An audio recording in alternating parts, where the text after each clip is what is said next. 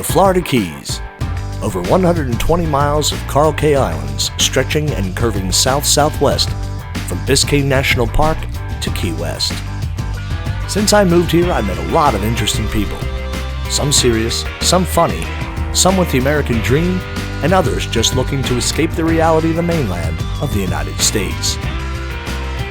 So kick off your flip-flops, grab a cocktail, and let me introduce you to some key people.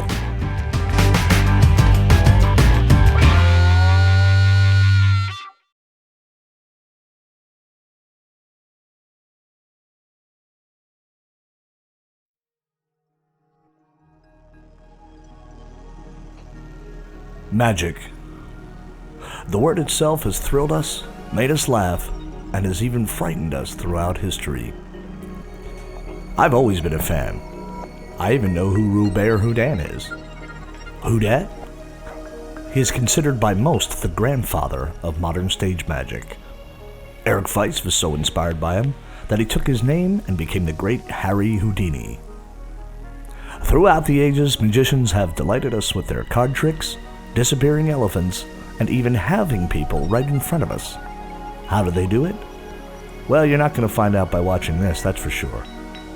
What you will find is an entertainer who has managed to put his name on the in things to do when visiting the Florida Keys.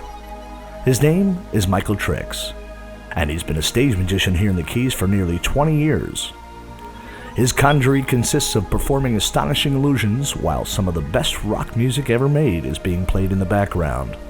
So goes his marquee, The Rockin' Magic of Michael Trixx. Michael has won numerous awards for his performances. He's also been sponsored by Budweiser, been on America's Got Talent, and has even executed his thaumaturgy for a president of the United States.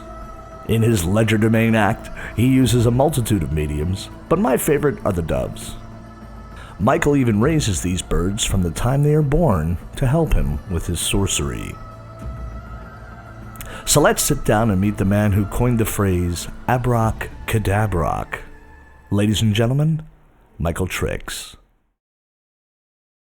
Hey, my name is Michael Trixx. I'm a magician from Cape Cod, Massachusetts. Grew up in Sandwich, a town called Sandwich. And yes, the police cars said Sandwich Police on them. I started playing bass guitar in, I think, 9th or 10th grade in high school. And I played bass right up until I was 25 years old, which is when I found magic. And that's when I switched over from music to magic. I fell in love with it.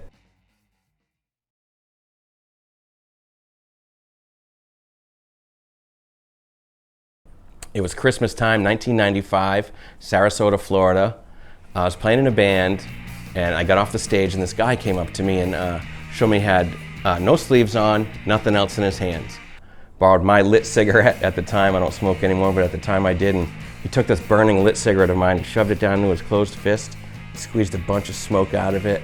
And when that guy opened his hand, that cigarette was gone, man. There was no burn, no ash, no filter, nothing. It was gone. And it absolutely blew me away. So I bugged this guy all night long to teach me how to do this one trick. He finally got sick of me and gave in. He charged me $40. We became friends, and the next day we went to lunch, and he brought me by this magic shop in Sarasota, Florida, Bradenton, Florida, actually, where I met the owner of the magic shop, this crazy old guy named Ed, putting me in the right directions to buy books and watch videos and stuff to teach myself magic. 2 weeks after learning my first trick, I gave up playing music. I sold my bass guitar, my amplifier, I sold everything so I could buy more books and videos and stuff on magic. And about 2 months later, I moved back home to Cape Cod, where I became a street performer. You know, working out on Main Street in Hyannis, just with my hat down. And then it became a street festival there, and I was doing bigger shows. And I'd only been doing that for a couple months more when I got picked up and sponsored by a little company called Budweiser. And 2 different Anheuser-Busch distributors in and around the Cape sponsored me for another 2 years of doing magic, both on Cape Cod and in Boston. I did a bunch of shows. I was working a comedy club on Cape Cod that had just opened on a Thursday, Friday, Saturday. And Tuesdays and Wednesdays only, I was doing 2 shows each night in Boston for back-to-school college things. So I was doing a ton of shows in the beginning.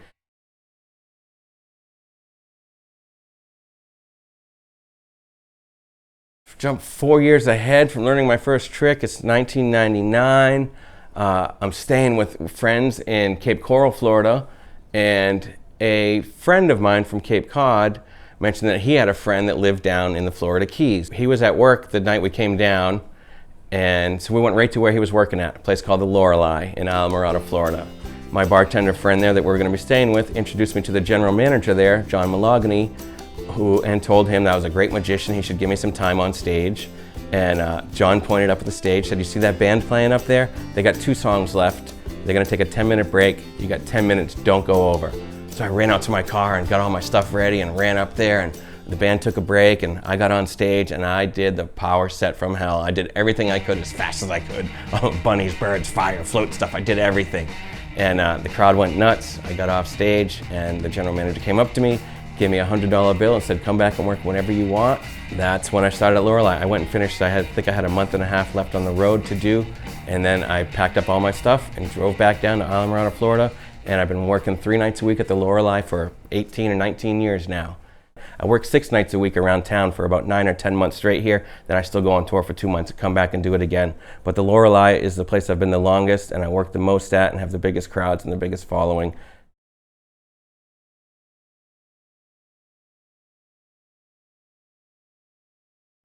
So this year I will be starting in Grand Rapids, Michigan at a big magic convention for the IBM, which is the International Brotherhood of Magicians.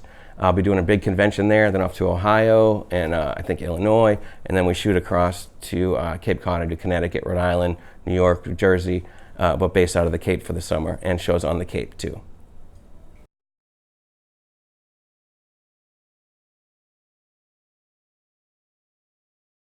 When I first started working here, and this has turned so true so many times since I've been in the Keys, people would tell me, always do your best performance, even if it's slow, because you never know who you're performing for. And because of that attitude and always working hard and doing my stuff, I've recently done, in the past couple of years, I've done 2 private shows for President Jimmy Carter and his family that come every year. The first one as a recommendation, and second because he requested me to come back. I know a lot of the musicians, see a lot of people come through, Mellencamp comes down, but again, it's not a place people come to be stars, they come to relax because of what the Keys is. It's laid back life, beautiful scenery, and good people.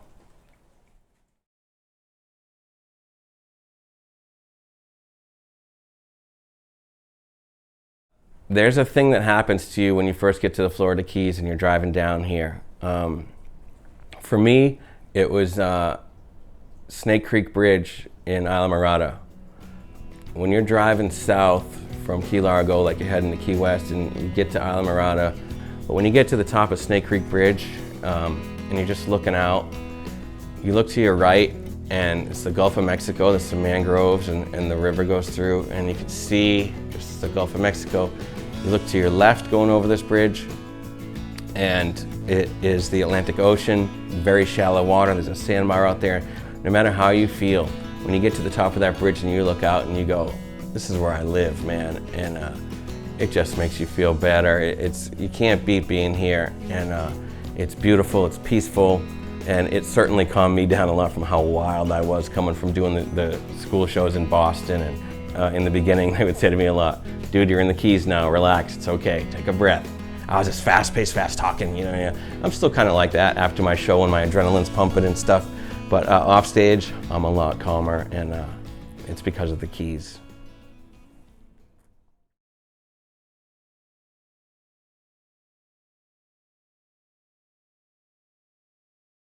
You know, it's changed a lot since I've moved here and since I started performing at Lorelei.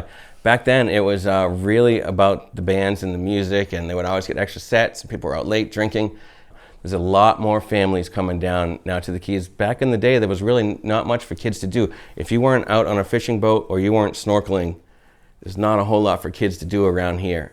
And I have a couple things in my show where I get children up to help with me, and they get to take that memory home with them that will last a lifetime. The parents get to get pictures of their kid on stage or video, pictures with me and the birds afterwards, and it's just nice to make memories for them. I'm part of that thing you do in the Keys. There's a joke between the musicians at Lorelei that's what you do when you come to the Keys. You go to Robbie's to feed the tarpon, you get a picture with the big lobster, and you see Michael Trixx. I'm on the list of things to do now for families. It's cool that I've built this reputation, and I'm part of the Keys adventure. There's people that have been coming to my show that maybe helped me do the floating table 15 years ago when they were 10 or 12 or something, and now they're bringing their little kids to watch me do the same thing. So it's really become a cool thing for me to see these kids grow up and now bring their children to see me as well. Yeah, it makes me feel old, but it shows that I've lasted the test of time here in the Keys. I've built a nice thing, not just for myself, but for the people that come visit as well.